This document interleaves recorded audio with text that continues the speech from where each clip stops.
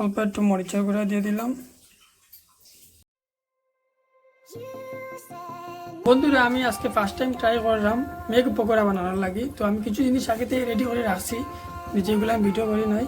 তো চলো আমি জিনিসগুলো দেখাই এক এক করে।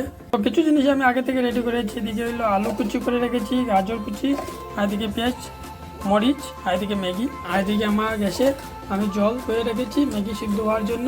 আমি জলের মধ্যে ম্যাগি দিয়ে দিলাম। और ম্যাগিটা একটু হাফ বয়েল করবো। আমার ওই জিনিসটাই খেয়াল রাখতে রাখবো, ম্যাগিটা পুরো সিদ্ধ না হয় যাতে। ঠিক আছে, এরকম হয়ে গেছে। এখন আমি জিনিসটা ম্যাগিটা তুলে নিলাম, নিয়ে আমি আলাদা বাটিতে একটা সব রাখা। আমি এক হাতে ভিডিও করলাম, এক হাতে জিনিসগুলো করলাম, তাই কোনো কিছু ভুল কিছু হইলে তোমরা সবাই ক্ষমা করিও। আমি আর চাউলের গুঁড়া দিয়ে দিলাম একটু শক্ত টাইপের হওয়ার জন্য। ভালো করে মিক্স করে নেব। একটু হলুদের গুঁড়া দিয়ে দিলাম, অল্প একটু মরিচের গুঁড়া দিয়ে দিলাম,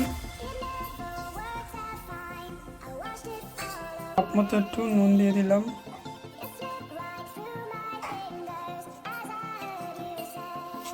একটু জিরা গুঁড়ো দিয়ে দিলাম, ম্যাগি মশলা দিয়ে দিলাম।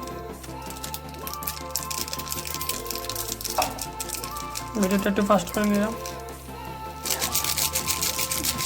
ভালো করে মিক্স করব।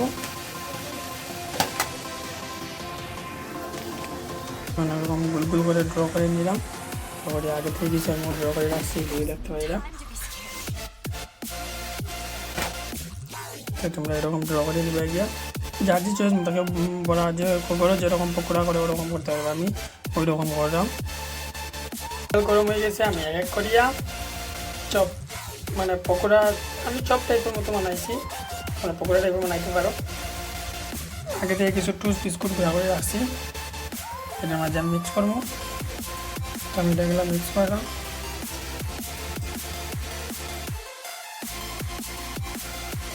মোটামুটি আমার তেল কমে গেছে, আমি একটা সারিয়ে সারিয়ে দেখি কীরকম হয়।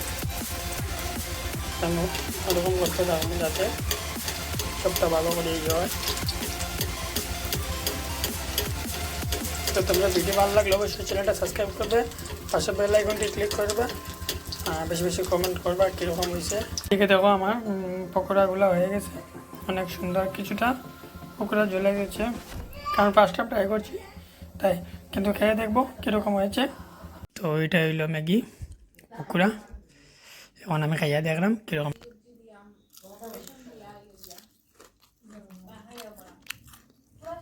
তোমরা আওয়াজটা শুনতে পাচ্ছ কিরকম কুরকুরি মুড়মুড়ি হয়েছে।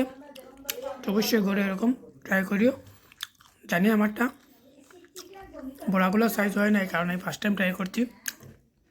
যাই হোক, ভালো লাগলে অবশ্যই চ্যানেলটা সাবস্ক্রাইব করবেন আর পাশে থাকবেন, এরকম সাপোর্ট করবেন।